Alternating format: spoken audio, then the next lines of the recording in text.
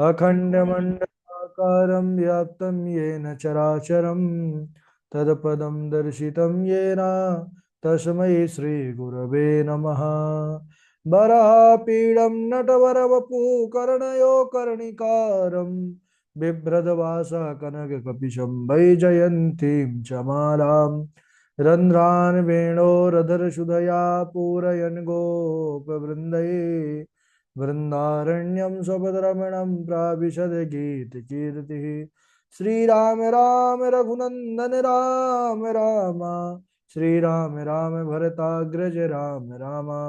श्री राम राम रणकर कस राम राम।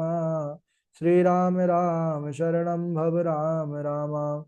माता रामो मत पिता रामचंद्र स्वामी रामो मत्सखा रामचंद्र सर्वस्व मे रामचंद्रो दयालुर्नान्यं जाने नैव जाने न जाने। अंजनानंदनं वीरं जानकी शोकनाशनं कपीसमक्षहन्तारं वन्दे लङ्काभयङ्करम्। भक्ति भक्त भगवंत गुरु चतुर्नाम वपुएक इनके पद बंधन किए नाशत विघ्न अनेक। बोलिए श्री राघवेंद्र सरकार की जय। रामायण श्री राम कथा की जय। श्रीमद् गोस्वामी तुलसीदास जी महाराज की जय। परम मंगलमय परात्पर अखिलेश्वर अचिंत कल्याण गुणगण निधान सर्वेश्वर सर्वाधिपति श्रेष्ठ आचरणवान प्रजा के सुखदाता आनंद कंद श्री रामचंद्र अयोध्या कौशल्या आनंद वर्धन अवध नरेंद्र नंदन श्री रघुनंदन विदेह वन सवै जयंती जनक नरेंद्र नंदनी भास्वती जगदीश्वरी माँ सुनैना की आंखों की पुतलिका विदेह जा जनक जा जनकाधिराज तनया जनक राजेश्वरी वैदेही मैथिली श्री राम प्राण वल्लभा श्री जानकी जी। इन दोनों युगल सरकार के पावन चरणारविंदों पर कोटि नमन नतमस्तक बंदन एवं अभिनंदन। तीनों मैया चारों भैयाओं के चरणों में कोटि कोटि प्रणति। अनंत बलवंत गुणवंत श्री हनुमान जी महाराज के पावन चरण कमलों पर कोटि प्रणाम। समस्त भूतादिक सिय राम मैं सब जग जानी करहूँ प्रणाम जोरी जुग पानी। आइए हम सब राम कथा मंदाकिनी पर अवगाहन करें। श्री राम कथा की यह तैयारी का पावन विचार संकल्प लेकर के एक स्थान पर एक साथ जुड़ करके इस पावन चरित्र लीला को हम सब तैयार कर रहे हैं। भगवान श्री रामभद्र सरकार की विशेष अनुकंपा हम सब पर बनी तब जाकर के यह राम कथा जैसे पावन लाभ को जीवन में प्राप्त कर रहे हैं। पूर्व पर हम सब चर्चा कर रहे थे भगवान सुग्रीव जी से ऋष्यमुख पर्वत पर जो बाली से डर करके सुग्रीव निवास करते हैं उनसे मिलकर मित्रता किए। और जब प्रभु ने देखा अपने मित्र के दुख को तो उन्होंने संकल्प लिया कि अब मैं एक ही बाण से बाली को मारूंगा। बाल ही एक ही बाण सुन सुग्रीव मारी हूं बाली ही एक ही बाण ब्रह्म रुद्र शरणागत गए न उबरहि प्राण। चाहे वह किसी के शरण में चला जाए स्वयं ब्रह्मा और शंकर भी आकर के उसको बचाना चाहें तो वह बचेगा नहीं। अब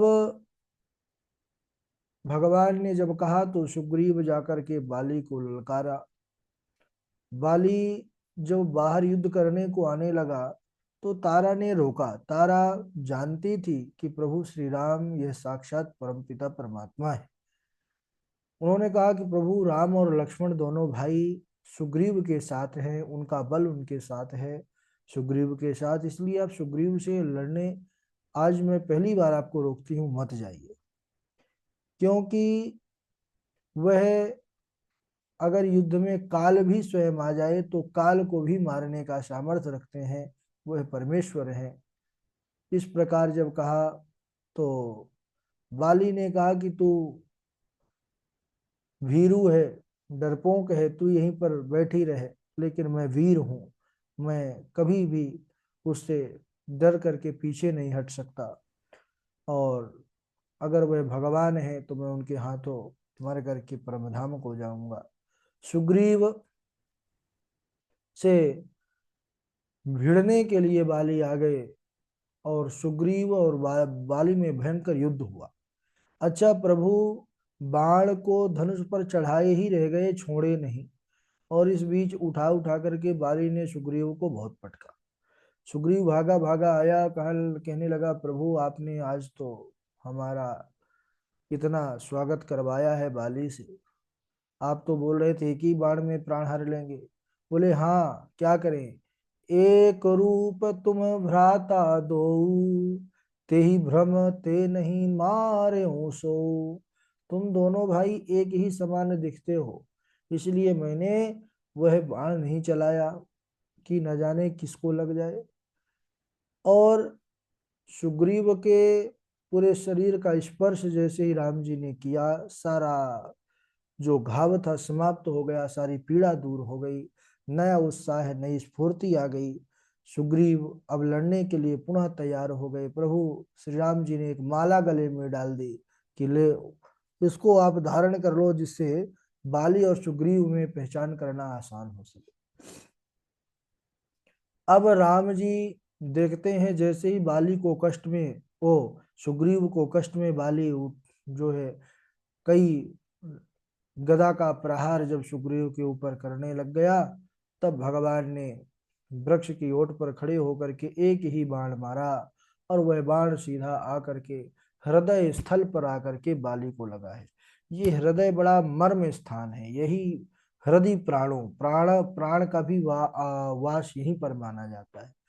तो इस जगह पर चोट लगने से वाली इतना बड़ा वीर था, वह धड़ाम से मूर्छित होकर के पृथ्वी पर गिर पड़ा। जब मूर्छा दूर भई और वह उठ करके देखता है, बैठ करके सामने से प्रभु श्री रामचंद्र सरकार आते हुए दिखाई पड़े।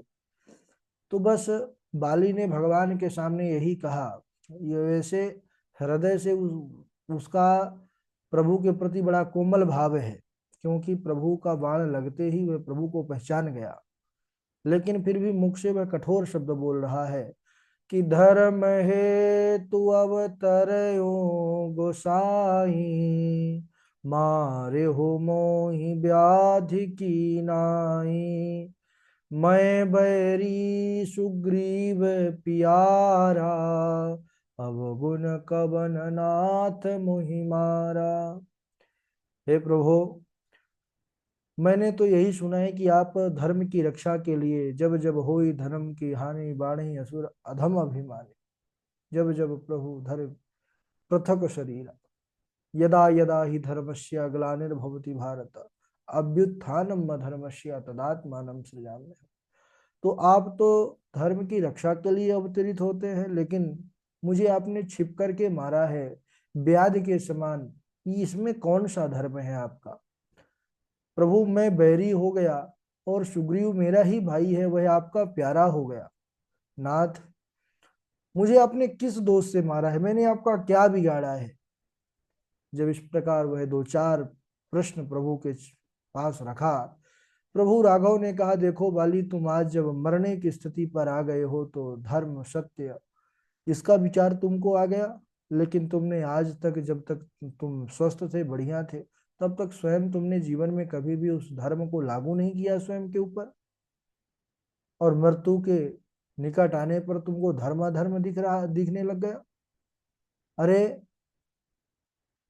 जो छोटे भाई की स्त्री होती है, बहन होती है, पुत्र की स्त्री, कन्या, यह चारों एक समान कही गई। इनको जो बुरी दृष्टि से देखता है उसे मारने में कोई पाप नहीं है। और बाली, तुमको अपने बल का बड़ा अभिमान है, तुम इसी अभिमान के चलते अपने स्त्री के सीख पर भी तुमने ध्यान नहीं दिया। तुम्हारी स्त्री ने तुमको रोका था, और तुम यह भी जानते हो कि जब सुग्रीव मेरे शरण में आ गया है, तब भी तुम यह जान करके भी तुम उससे मारने के लिए, उससे लड़ने के लिए चले आए। प्रभु राघव ने यहाँ पर बड़ा सुंदर थोड़े ही शब्दों में उपदेश ऐसा दिया है कि बाली के अंतःकरण के चक्षु खुल गए। प्रभु राघव का उसने स्वरूप देख लिया, और प्रभु के चरणों में उसने निवेदन किया कि प्रभु, आज मैं आपको देख लिया हूं, मुझे आपका दर्शन मिल गया, मैं अपने इन नेत्रों से आपको देख रहा हूं। क्या मैं अब भी पापी ही रहा? मेरे पाप नष्ट नहीं हुए? आपने जैसे कहा कि मैं स्वयं कभी धर्म का पालन नहीं किया, तो क्या आपको देखने के बाद भी मैं अभी पापी ही बना रहा? प्रभु राघव जी जब बाली के स्वभाव को सुनते हैं, करुणा के सागर प्रभु करुणा फूट पड़ी, और वह बाली को देखते हैं कि कष्ट में पड़ा है, कराह रहा है। प्रभु ने उसके सर का स्पर्श किया है, सर को उठाया है, अपने गोद में रखा है, और कहने लगे कि अरे बाली, अगर तुम अगर जीना चाहते हो तो कहो, मैं तुमको अमर किए देता हूं। तुम अभी मरने से डर रहे हो, मैं हमेशा के लिए तुम कभी मरोगे ही नहीं। प्रभु राघव ने जैसे ही इतनी बड़ी बात कही, धन्य है बाली। बाली प्रभु के चरणों को पकड़ लिया जोरों से, बोला प्रभु, ऐसा आप बिल्कुल भी मुझे अमरता का वरदान बिल्कुल ना दे, मैं नहीं चाहता अमर होना। भगवान ने कहा, क्यों क्यों नहीं चाहते? उन्होंने कहा, क्योंकि प्रभु मैं आपकी कृपा से आपकी कुछ महिमा को देख लिया, जान लिया। और क्यों मैं अमर नहीं होना चाहता? बाली ने यह भी स्पष्ट किया है, बाबा जी अपने लेखनी के माध्यम से उस बाली के हृदय के भाव को लिखते हैं कि जन्म जन्म मुनि जतन कराही, अंत राम कहियावत नाही, जासु नाम बल शंकर काशी, देत सबहि समगति अविनाशी, मम लोचन गोचर सोइयावा, बहुरी की प्रभु वश बन ही बनावा।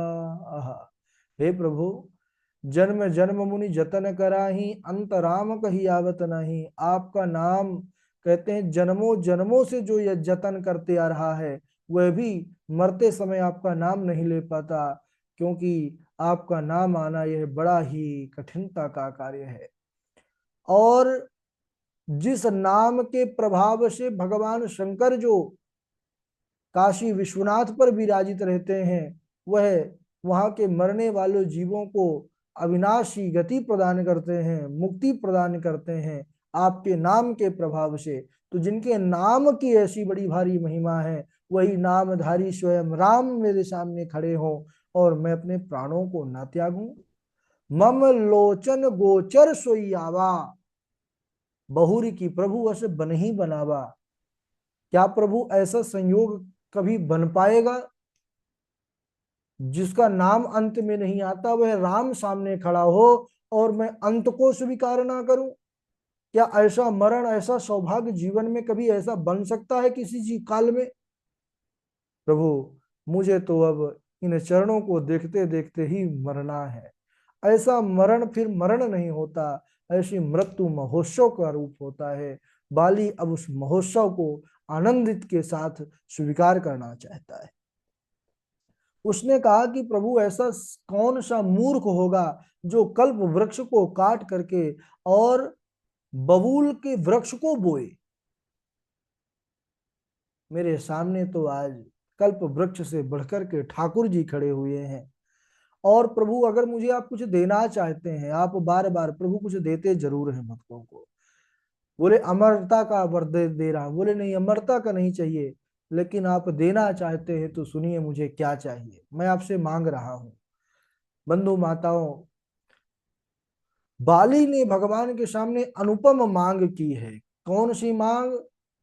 कि अब नाथ करी करुणा बिलो कहूँ, देहु जो बर मागऊँ, जेहि जो निजन्मऊ कर्म बस तहाँ, राम पद अनुरागयूं, यह तनय मम सम विनय बल, कल्याण प्रद प्रभु लीजिए, गही बाह सुर नर नाह आपन, दास अंगत कीजिए। क्या मांगा? अब नाथ करी करुणा बिलो कहूँ, देहूं जो बर मागऊं, जेहि जोनि जन्मऊं, कर्म बस तहाँ राम पद अनुरागऊं। हे प्रभु, हे नाथ, मैं अपने कर्मों के अनुसार चाहे जिस भी योनि में जन्म लूं, लेकिन उस योनि में मुझे केवल आपके चरणों का ही स्मरण बना रहे, आपके चरणों से मेरी प्रीति बनी रहे। और नाथ, ये मेरा जो पुत्र अंगद है, मैं इसको आपके चरणों में छोड़ करके जा रहा हूँ। और इसके बाद बाली ने सब जगह से मन को हटा करके राम के चरणों में मन को लीन कर दिया है। जब राम के चरणों में मन को जीव लीन कर देता है, तो वह राम उस जीवात्मा को अपने आप में विलीन कर देते हैं। जैसे ही बाली भगवान के चरणों का ध्यान करके मृत्यु को प्राप्त हुआ है, भगवान के स्वरूप में ही उसका तेज समाहित हुआ है। इस प्रकार बाली ने दिव्य गति को प्राप्त किया। भगवान रघुनाथ जी ने उसको अपने धाम को भेज दिया। इधर बाली के मृत्यु का समाचार सुनते ही नगर के लोग व्याकुल होकर के दौड़े हैं। तारा जो बाली की पत्नी है, वह कई प्रकार से विलाप करने लगी, बार बार पृथ्वी पर मूर्छित होकर के गिरती है, उठ करके पुनः विलाप करती है। उसके केस खुल गए, देह की सुध ना रही। तारा को विकल देख करके प्रभु राघवेंद्र सरकार ने उसको ज्ञान दिया है, उपदेश दिया है, समझाया है। मायापति हैं, माया के ही प्रभाव से है सारे सुख दुख का अभाव जीव को आभास होता है। तो वही आभास को दूर कर रहे हैं प्रभु मायापति। बतला रहे हैं कि हे तारा सुनो, संसार का बीज ही शोक मोह है, यह ज्ञान से ही नष्ट होता है।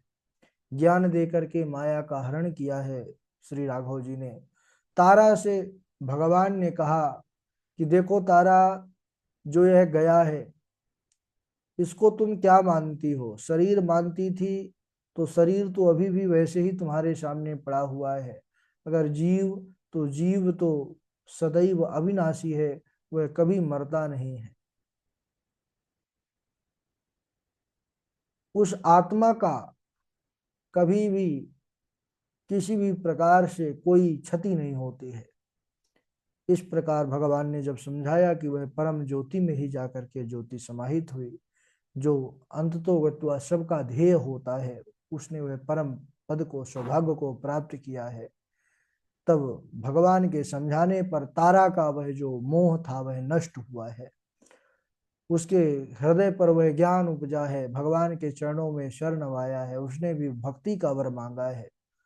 इसके बाद सुग्रीव जी को राम ने आज्ञा दी, उन्होंने विधिवत सब कर्म किया। बाली का जो भी अंत क्रिया का होता है, दाह संस्कार आदि होने के बाद राम जी लक्ष्मण जी को आदेश दिए हैं कि हे लक्ष्मण, जाओ नगर में जाकर के इनको, सुग्रीव को राज्य प्रदान करो, अंगद को युवराज पद पर अभिषिक्त करो, क्योंकि प्रभु को 14 वर्ष का वनवास है, वह नगर में प्रवेश उनका वर्जित है। प्रभु प्रत्येक नीति का पालन करते हुए आगे बढ़ रहे हैं।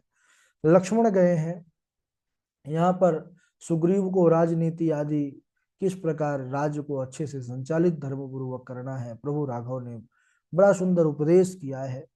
और इसके बाद प्रभु की प्रेरणा से वह चलते हैं और अभिषिक्त करा करके शीघ्र ही लौट आते हैं, क्योंकि प्रभु श्री राम जी की सेवा पर कोई और था नहीं। यहाँ शिव जी प्रसंग में उमा जी से कह रहे हैं कि हे देवी, बताइए चला भगवान नया बाबू के अपनी शंकर से गोटी पे चला बढ़कर कौन के से घर संसार में कौन हो सकता है? भगवान शंकर जल्दी से से चलिए श्रेष्ठ गोटी। और कौन होगा? अरे, संसार के जो मनुष्य हैं, जीव हैं, अगर प्रीति करते हैं ना, उनमें कोई ना कोई स्वार्थ होता है। लेकिन धन्य है करुणा निधान, जो बिना स्वार्थ के कोई कारण के जीव पर कृपा करते हैं, इसलिए इनको अकारण करुणा वरुणालय कहा गया है। उन्होंने कहा कि सुर नार मुनि सब के यह रीति स्वार्थ लागी करहि सब प्रीति। देवता मनुष्य और मुनि सबकी यही रीति है कि स्वार्थ के वश प्रीति करते हैं, पर प्रभु श्री राम हमारे राघव ललन यह अकारण कृपा जीव पर करते हैं।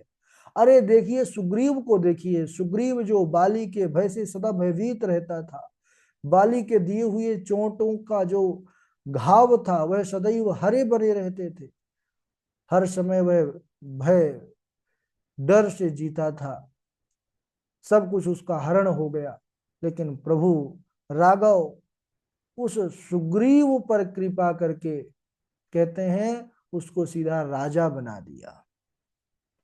तो इस प्रकार भगवान की महिमा जो सब पर कृपा करते हैं, और ऐसे परमात्मा श्री राघव जी को छोड़ करके जो इनका भजन ना करे तो कहते हैं इनसे बढ़कर के भाग्यहीन कौन होगा। श्री राम जी सुग्रीव जी को राजनीति आदि सिखा करके सब समझाए कि तुम अब अंगद सहित राज्य करो, हम यहीं पर अब चातुर्मास व्यतीत करेंगे, क्योंकि वर्षा का समय आ चुका था, वर्षा ऋतु का आगमन हो चुका था। तो हम इसी पर्वत पर रहेंगे और वर्षा के ठीक बाद मेरे स्मरण को, मेरे कार्य को सुग्रीव तुम इस राज वैभव ऐश्वर्य में भूल मत जाना। प्रभु राघव ने केवल इतना ही वचन कहा है। और इसके बाद प्रभु श्री राघव जी भैया लक्ष्मण के साथ वहीं पर अपना रुक करके उसी पर्वत पर साधना करने लग गए।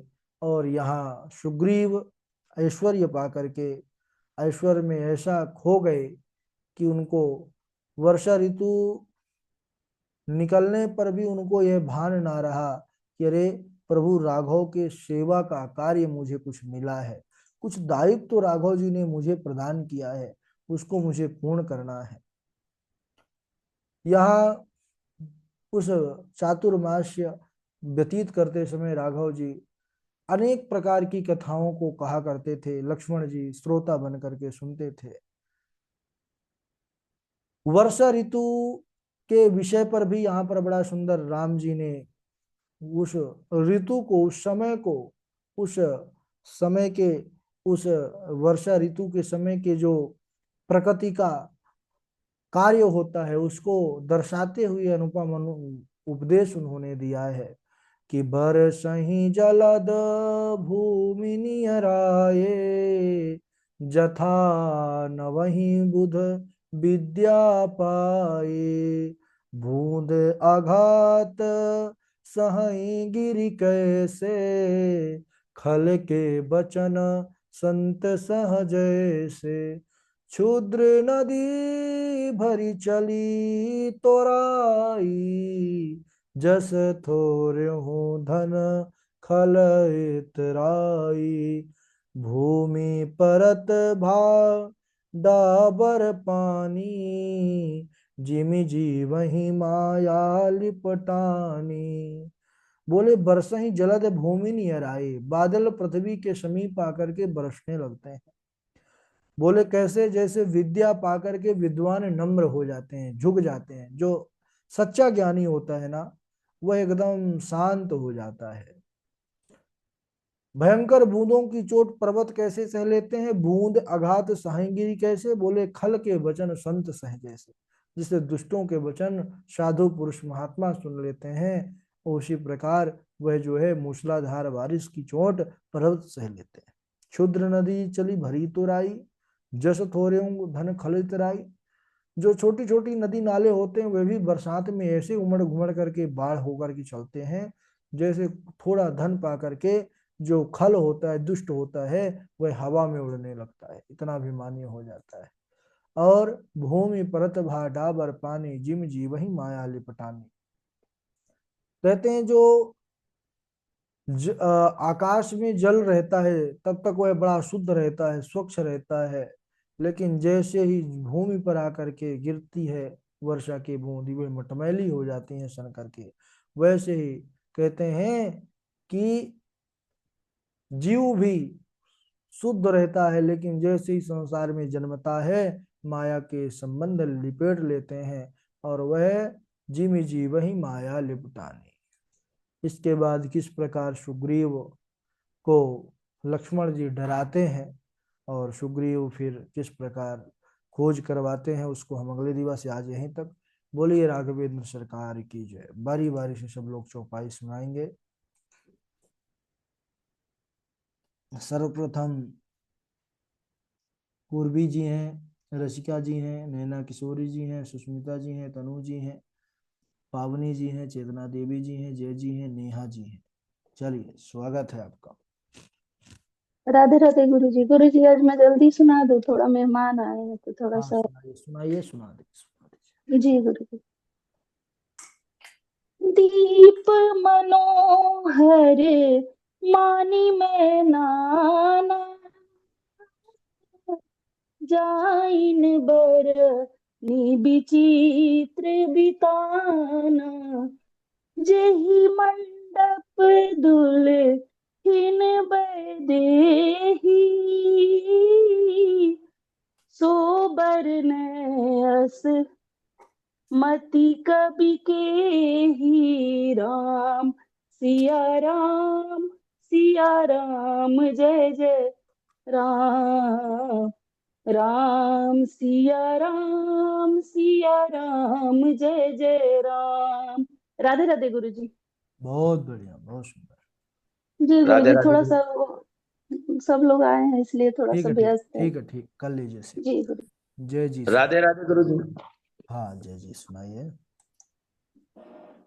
वर्धनम भव बीजानां, अर्जनम सुख संपदाम, तर्जनम यम दूतानां, श्री राम रामेति गर्जनम।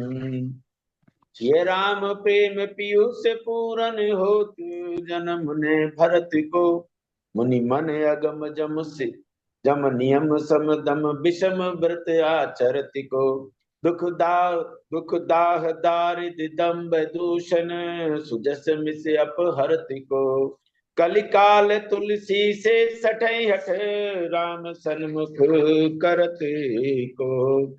एक बार चुनि कुसुम सुहाए, निजी कर भूषण राम बनाए। सुरपति सुत धरी बाय सुबेशा, सठ चाहत रघुपति बल देखा। सीता चरण चौच अति भागा, मुंड मूढ़ मंद मति कारण कागा। चला रुधिरे रघु नायक जाना, चला रुधिरे रघुनायक जाना। सीक धनुष सायक संधाना। राधे राधे गुरु जी। बहुत ही राधे राधे गुरु राधे राधे गुरु जी। हाँ जी पावनी जी सुनाइए। को तुम श्यामल गौर शरीरा, छत्र रूप फिरई बन बीरा, कठिन भूमि कोमल पदगामी, कवने हेतु बिचरऊ बन स्वामी। मधुर मनोहर सुंदर गाता, सहित दुसाबन आपत बाता, की तुम तीन देव महु को, नर नारायण की तुम दो। जग कारण तारन भव भंजन धरनी भार, कि तुम अखिल भुवन पति, लीन मनुज अवतार। कौशलेश दशरथ के जाए, हम पितु बचन मानि बन आए। नाम राम लक्ष्मण दो भाई, संग नारी सुकुमारी सुहाई।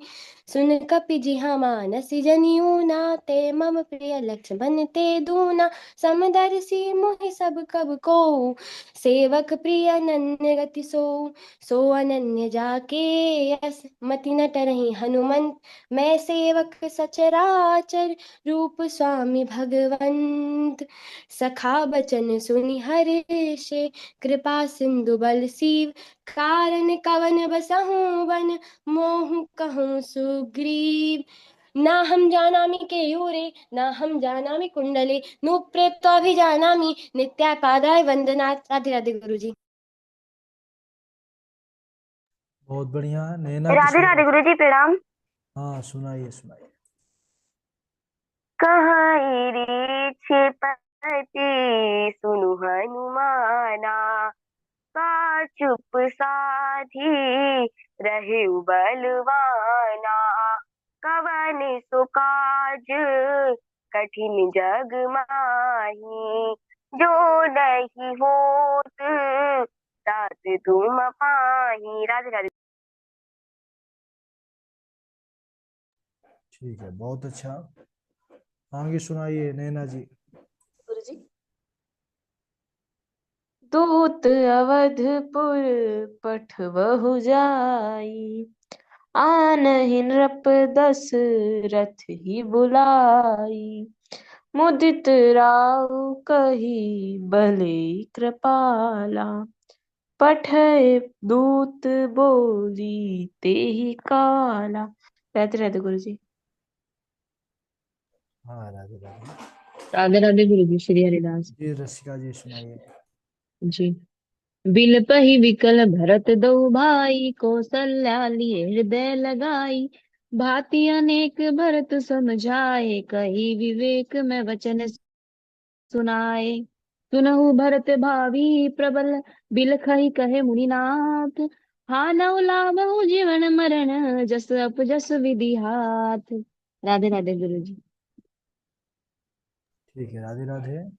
आगे सुनाइए तनु शर्मा जी, सुष्मिता जी। जी गुरु जी। राम राधे राधे सुनाइए। राम राम हा राम पुकारी, हम देख दीन पटदारी, ना हम जानामि कैयूरे ना हम जानामि कुंडले, नूपुरे त्वभिजानामि नित्यं पादाभिवन्दनात्। सखा वचन सुनि हर्षि, कृपा सिंधु बल सीवु, कारण कवन बसहु बन मोहि कहु सुग्रीव। जी। और कौन है जो नहीं सुनाए?